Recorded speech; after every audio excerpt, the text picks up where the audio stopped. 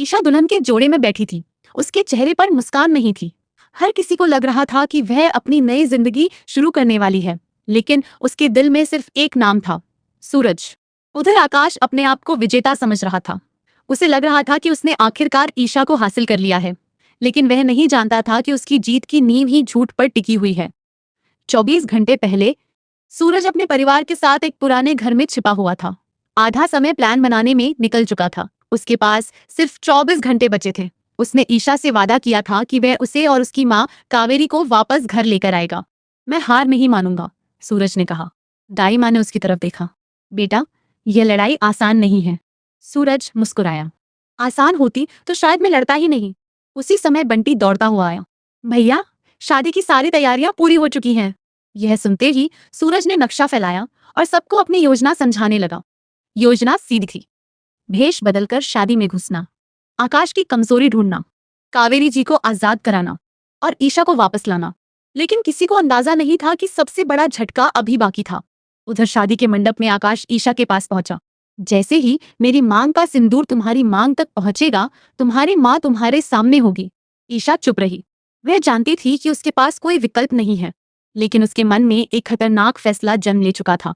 अगर सूरज वापस नहीं आया तो वह अपनी माँ को सुरक्षित देखकर खुद इस दुनिया से चली जाएगी। उसके लिए सूरज के बिना जिंदगी का कोई मतलब नहीं था। मगर किस्मत अभी उसका आखिरी फैसला स्वीकार करने के लिए तैयार नहीं थी, क्योंकि कहीं दूर सूरज अपनी जिंदगी की सबसे बड़ी लड़ाई की तैयारी कर रहा था। क्या प्यार किसी इंसान को मौत का फैसला बदलने पर मजबूर कर सकता है? रात गहरी हो चुकी थी। शादी से एक दिन पहले ईशा अपने कमरे में अकेली बैठी थी। उसकी आंखों में आंसू थे।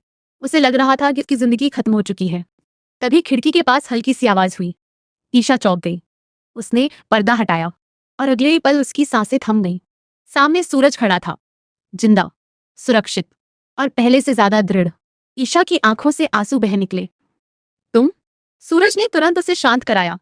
आवाज मत करो। कुछ सेकंड दोनों बस एक दूसरे को देखते रहे। फिर सूरज बोला, मैं कावेरी जी को बचा लूंगा, बस आप हिम्मत मत हारिए। ईशा उसे देखती रह गई। जिस इंसान को दुनिया मृत समझ रही थी, वह अपनी जान जोखिम में डालकर उसे बचाने आया था। क्यों कर रहे हो यह सब? उसने पूछा। सूरज मुस्कुराया। क्योंकि प्यार सौदेबाजी नहीं करता। यह शब्द सीधे ईशा के दिल में उतर गए। उसे अपना फैसला याद आया। वह फैसला जिसमें उसने माँ को बचाकर खुद दुनिया छोड़ने की ठान ली थी। लेकिन अब सब बदल चुका था। अगर सूरज अभी भी लड़ रहा था तो उसे भी लड़ना होगा। उसने पहली बार सूरज का हाथ पकड़ा। मैं भी तुम्हारी मदद करूंगी। सूरज ने हैरानी से देखा। ईशा बोली, अब मैं कमजोर नहीं पड़ूंगी। इसके बाद दोनों ने मिलकर योजना बनाई।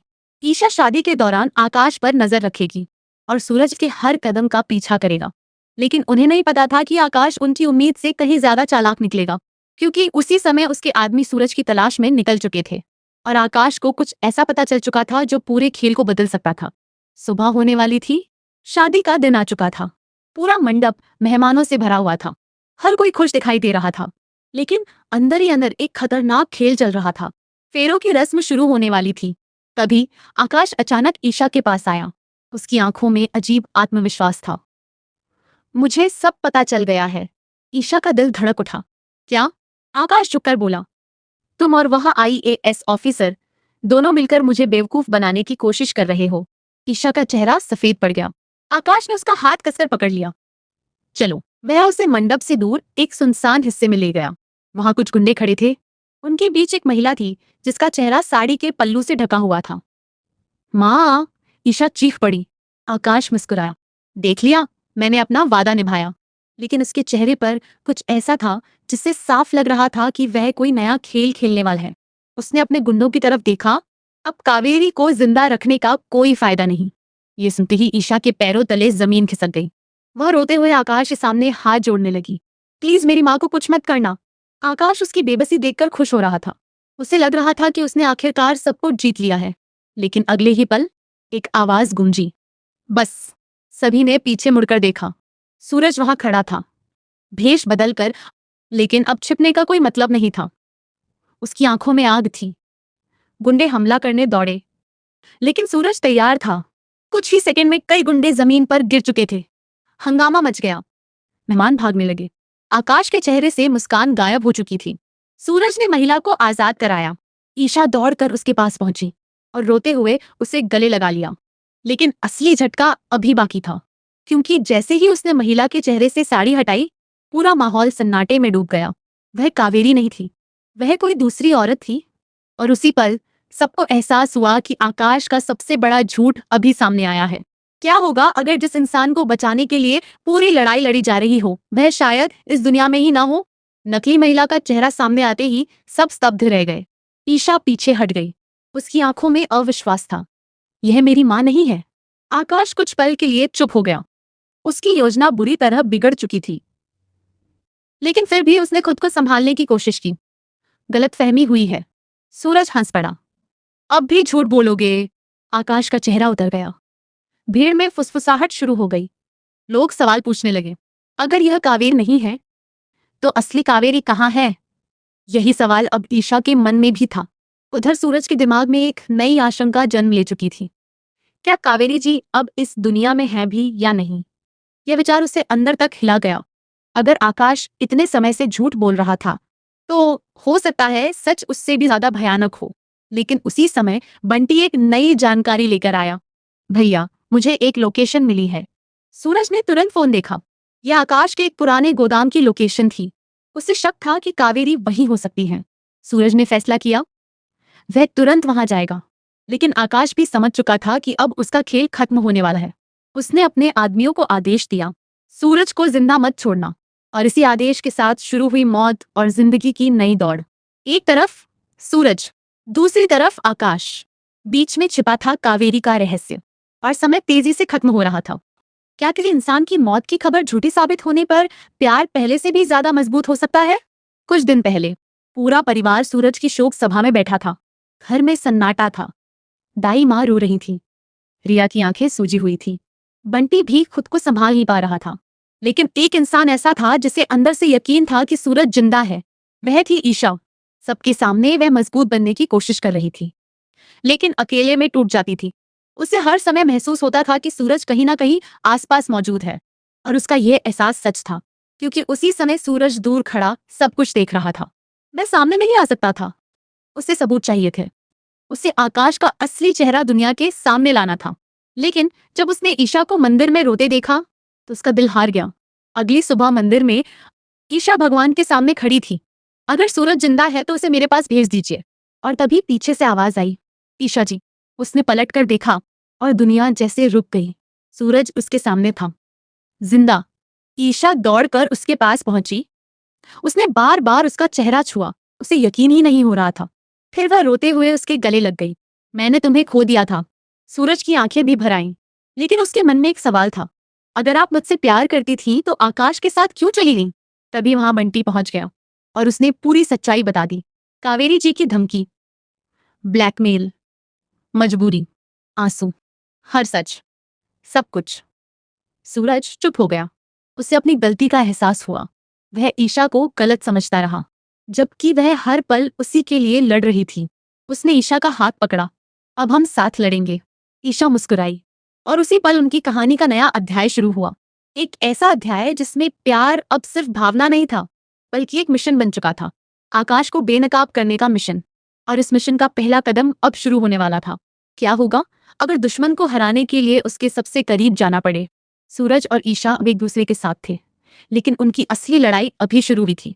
आकाश अभी भी आजाद घूम रहा था और कावेरी जी का कोई प्लान नहीं था। सबसे बड़ी समस्या ये थी कि उनके पास शक तो बहुत था, लेकिन ऐसा कोई सबूत नहीं था जो अदालत में आकाश को दोषी साबित कर सके। इसीलिए सूरज ने एक नया प्लान बनाया। एक रात वह गुप्त रूप से ईशा से मिला और उसे एक छोटा सा सीक्रेट कैमरा दिया। अब हमारी जीत इसी में छिपी है, सूरज ने कहा। ईशा ने कैमरा हाथ में लिया। वह जानती थी कि यह काम आसान नहीं होगा। अगर आकाश को जरा सा भी शक हुआ तो उसकी जान खतरे में पड़ सकती थी। अगले दिन वह फिर से आकाश के सामने पहले जैसी मजबूर और बेबस बनने का नाटक करने लगी। आकाश को लगा कि ईशा आखिरकार उसकी बात मान चुकी है।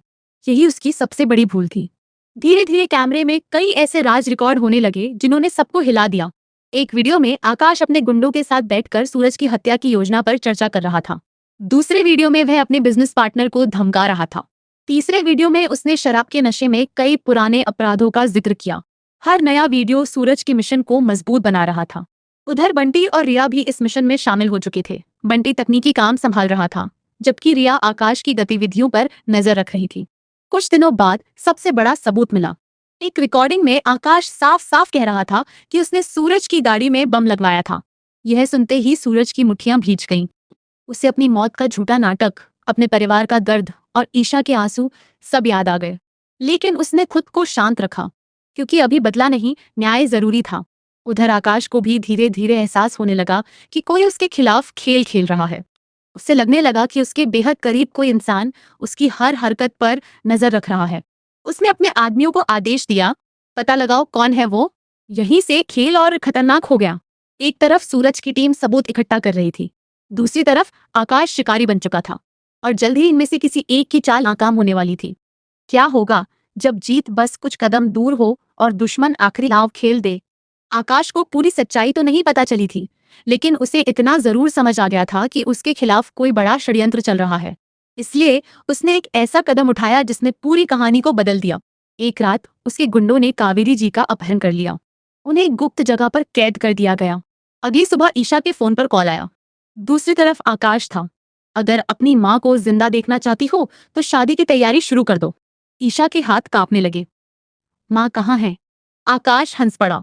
यह सवाल शादी के बाद पूछना। फोन कट गया। ईशा टूट गई। उसने तुरंत सूरज को सारी बात बताई। कुछ देर तक कमरे में सन्नाटा छाया रहा। फिर सूरज ने कहा, मैं कावेरी जी को वापस लाऊंगा। लेकिन इस बार मामला पहले से ज्यादा मुश्किल था, क्योंकि आकाश ने उसी दिन शादी की तारीख भी तय कर दी। सिर्फ 48 घंटे। इतने समय में कावेरी को ढूंढना और आकाश को बेनकाब करना लगभग नामुमकिन लग रहा था। उधर शादी की तैयारियां तेजी से शुरू हो गईं। आकाश बेहद खुश था। उसे लग रहा था कि इस बार उसने सबको मात दे दी है। वह बार बार ईशा को याद दिलाता, बस 2 दिन और, फिर तुम हमेशा के लिए मेरी हो जाओगी। लेकिन उसे नहीं पता था कि ईशा अब पहले वाली मजबूर लड़की नहीं रही। वह हर पल सूरज को जानकारी भेज रही थी। इस बीच बंटी को आकाश के एक पुराने आदमी से जानकारी मिली। उसे पता चला कि शहर के बाहर एक पुराना गोदाम है, जहां अक्सर संदिग्ध गतिविधियां होती हैं। सूरज को शक हुआ कि शायद कावेरी वहीं हो सकती है। उसने तुरंत वहां जाने का फैसला किया।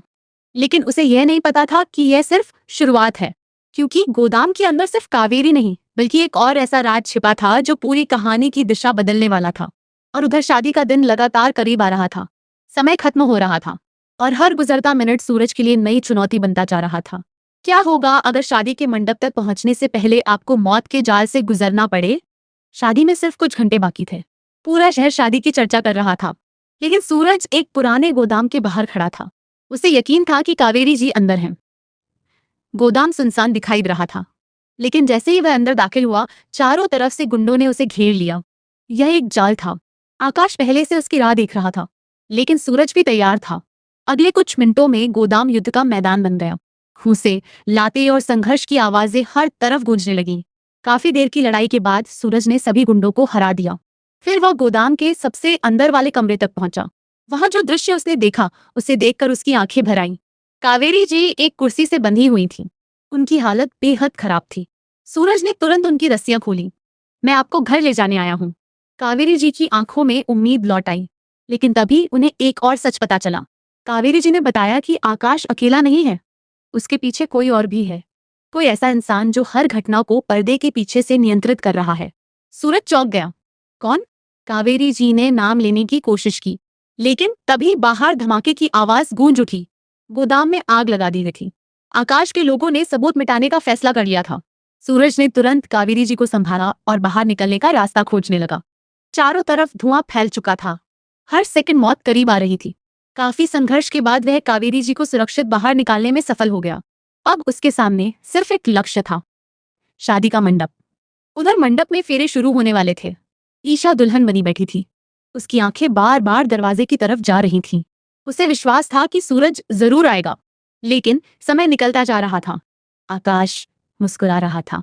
उसे लग रहा था कि उसकी जीत अब निश्चित है। पंडित ने फेरों की तैयारी शुरू कर दी। आकाश ने ईशा का हाथ पकड़ लिया। उसी क्षण मंडप का मुख्य दरवाजा जोर से खुला। सभी की नजरें उधर घूम गईं। धुएं और धूल के बीच एक परछाई दिखाई दी। कुछ सेकंड बाद वह चेहरा साफ हो गया। वह सूरज था, और उसके साथ खड़ी थी कावेरी जी।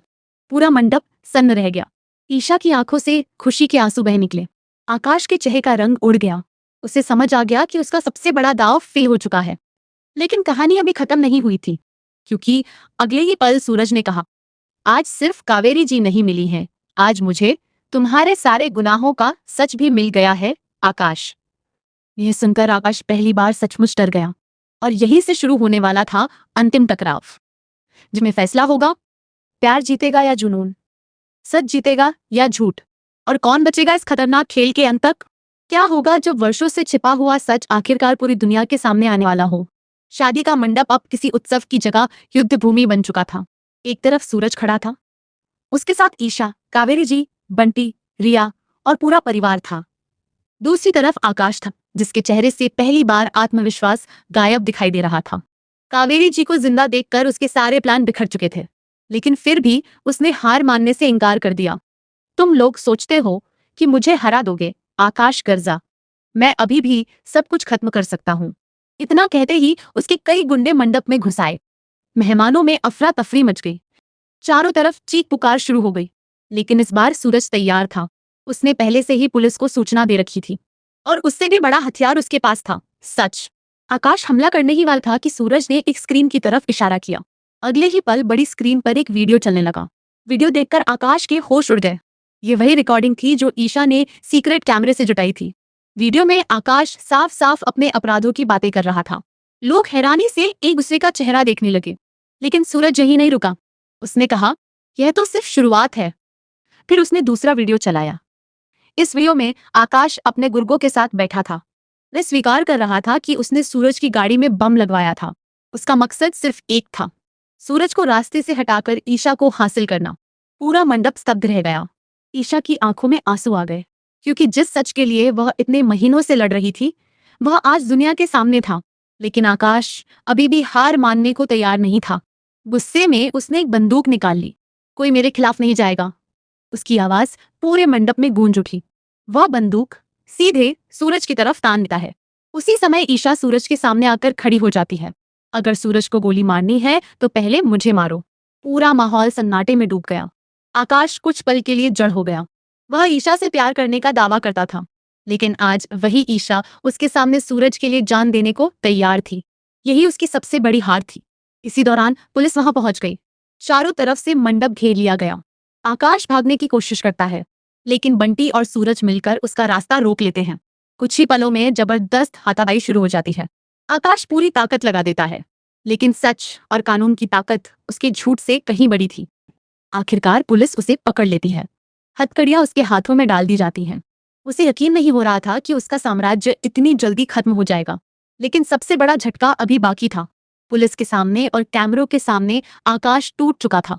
उसने कबूल कर लिया, हाँ, मैंने सूरज की गाड़ी में बम लगवाया था। हाँ, मैंने ईशा को ब्लैकमेल किया। हाँ, मैंने कावेरी जी का अपहरण करवाया। एक एक करके उसके सारे गुनाह सामने आ गए। अब उसके पास बचने का कोई रास्ता नहीं था। उसे पुलिस वैन की तरफ ले जाया जाने लगा। जाते जाते उसने पीछे मुड़कर सूरज और ईशा को देखा। उसकी आंखों में हार, गुस्सा और पछतावा सब एक साथ दिखाई दे रहे थे। लेकिन अब बहुत देर हो चुकी थी। कर्मों का हिसाब आखिरकार उसके सामने आ चुका था। क्या हर सुखद अंत के पीछे एक नई शुरुआत छिपी होती है? आकाश की गिरफ्तारी के बाद पहली बार पूरे परिवार ने राहत की सांस ली। ऐसा लग रहा था जैसे लंबे समय से चला आ रहा अंधेरा आखिरकार खत्म हो गया हो। दाई माँ ने भगवान का धन्यवाद किया। रिया और बंटी खुशी से झूम उठे।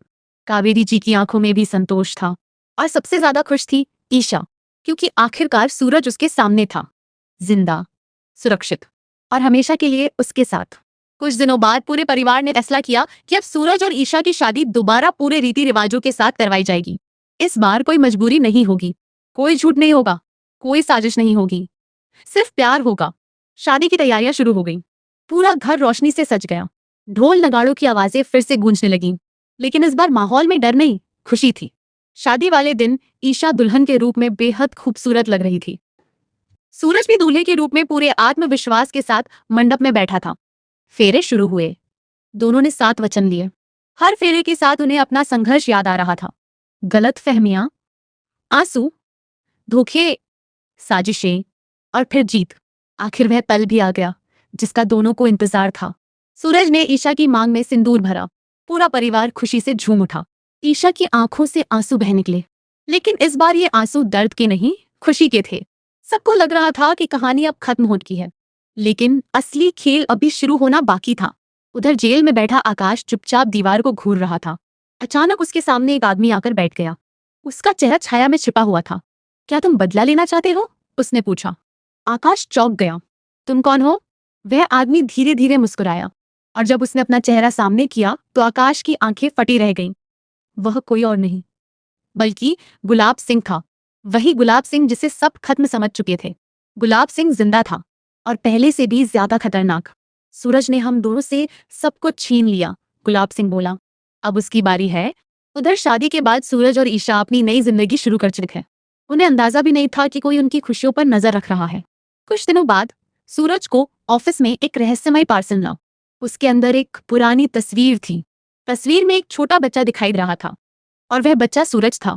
लेकिन उसके साथ खड़ा आदमी कोई ऐसा था जिसे सूरज पहचानता नहीं था। तस्वीर के पीछे सिर्फ एक लाइन लिखी थी, अगर अपने असली अतीत को जानना है तो पुराने शिव मंदिर में अकेले आना। सूरज हैरान रह गया। उसने कभी अपने अतीत पर सवाल नहीं उठाया था, लेकिन अब पहली बार उसके मन में शक पैदा हुआ। क्या उसके जन्म से जुड़ा कोई ऐसा राज है जो उसे छिपाया गया? उसी रात वह मंदिर पहुंचा। मंदिर वीरान था। चारों तरफ सन्नाटा फैला हुआ था। अचानक अंधेरे से एक आवाज आई, स्वागत है सूरज। सूरज ने पीछे मुड़कर देखा। सामने गुलाब सिंह खड़ा था, जिंदा, मुस्कुराता हुआ, और उसकी आंखों में खतरनाक चमक थी। तुमने सोचा था कि कहानी खत्म हो गई, गुलाब सिंह हंसा। नहीं सूरज, असली कहानी तो अब शुरू होगी। सूरज उसे घूरता रह गया, और तभी गुलाब सिंह ने वह वाक्य कहा जिसने उसकी पूरी दुनिया हिला दी। जिसे तुम अपना पिता समझते हो, वह तुम्हारा असली पिता नहीं है। सूरज के पैरों तले जमीन खिसक गई। उसकी आंखों में अविश्वास था। उधर दूर कहीं ईशा बेचैनी से सूरज का इंतजार कर रही थी। उसे नहीं पता था कि उनकी खुशियों की परीक्षा एक बार फिर शुरू हो चुकी है, और इस बार दांव पर सिर्फ उनका प्यार नहीं, बल्कि सूरज की पूरी पहचान होने वाली थी। क्लिफ हैंगर समाप्त। क्या होगा अगर एक दिन आपको पता चले कि जिस पहचान के साथ आप पूरी जिंदगी जीते आए हैं वह पूरी तरह सच नहीं है? पुराने शिव मंदिर के बाहर तेज हवाएं चल रही थीं। रात का अंधेरा पूरे इलाके को अपने आगोश में लिए हुए था। मंदिर की घंटियां हवा के साथ धीरे धीरे बज रही थीं, मानो किसी बड़े रहस्य